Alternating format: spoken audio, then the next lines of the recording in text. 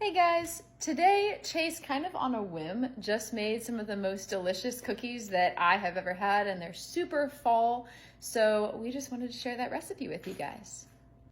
So you want to start with 1 cup of apple cider, and you're going to put that in a saucepan over medium-high heat, and you're just going to let that go for like 5 minutes because that needs to boil down about halfway.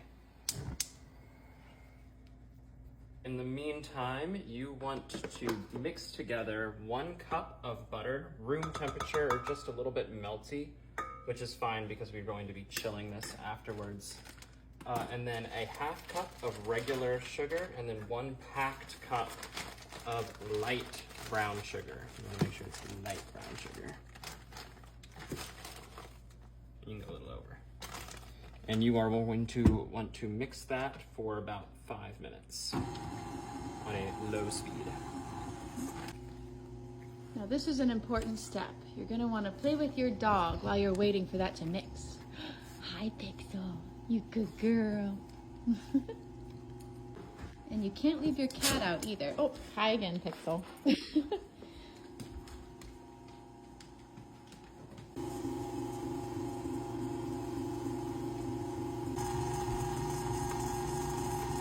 After about 5 minutes, you're going to take the apple cider that you've had boiling down, and looks like we got about 3/4 cup. That should be fine. If you don't get down to a 1/2 cup, you're just going to add about another 1/2 cup of flour at the end. So add that to your butter and sugar mixture and blend that carefully until it's just incorporated.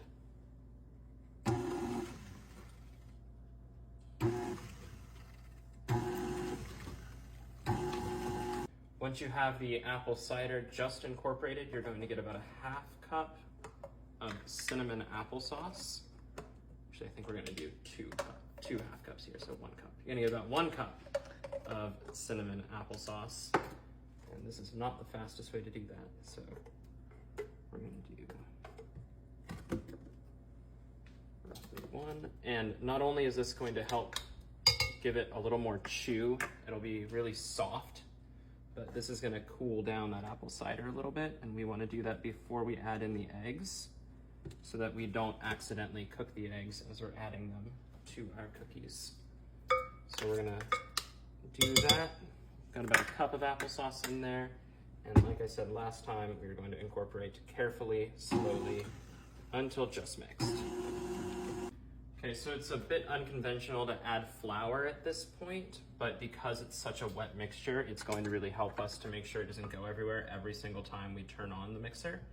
So I'm gonna add 1 of our flour cups right now. We're going to end up putting 3.5 to 4 cups of flour in here. We're gonna eyeball it a little bit, but we're just adding this one, and we're gonna mix it up just a bit so that it's not quite as watery inside when I'm adding all the other ingredients. It's going to prevent it from splashing out of the bowl literally every time I turn it on. So we'll let that incorporate just a little bit. It's okay if the flour clumps. It's all going to work out by the time we start adding the rest of it. We're going to add 2 eggs. That's 1. And ideally you want your eggs to be room temperature, and you want to try to incorporate them 1 at a time. It's a little hard to tell because the mixture's so wet. You can see the streaks when it starts to break apart. So that's 1.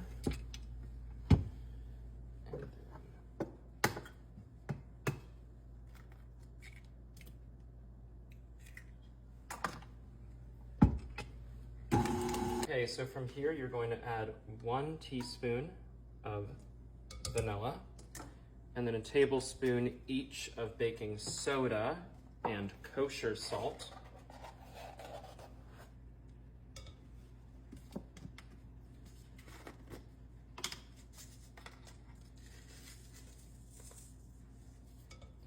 And then you're going to do about 1/2 teaspoon of baking powder. And give that a mix. Now we're going to give it some extra flavor, so I'm going to do about 1/2 tablespoon of cinnamon. It's okay if you get a little bit more in there, it's just going to make it better.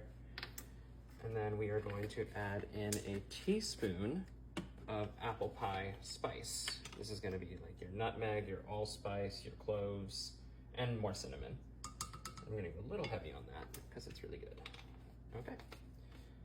Get that in and incorporate that carefully. You don't want to breathe in too much cinnamon if it flies up at you. Okay, we're going to get the rest of our flour in, and we're going to do this a cup at a time. So we already had a cup in there, so that's going to be 2 cups total. And we want to get up to about 3.5 cups. We're going to eyeball it. Already that's going to be a lot better thickness-wise, so I think 3.5 is probably going to be enough. But we'll see. So it's 1, 2.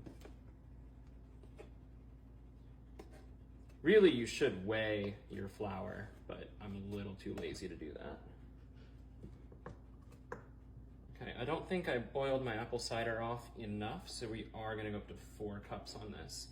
You want it to be sticky enough that when you poke it, a little bit sticks to your finger, but not like a whole bunch.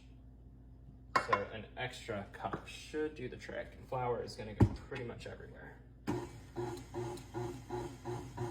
That looks a lot better.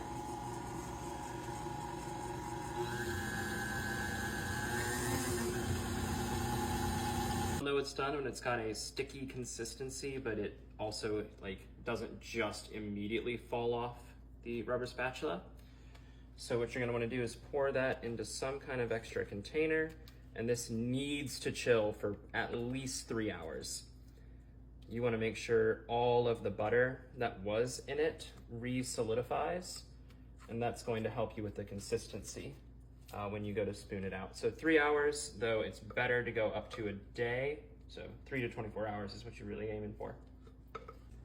Okay, real quick. So that last step that I just showed you guys, like right before I put the dough in a container to chill, I made a couple mistakes and had to redo the entire batch.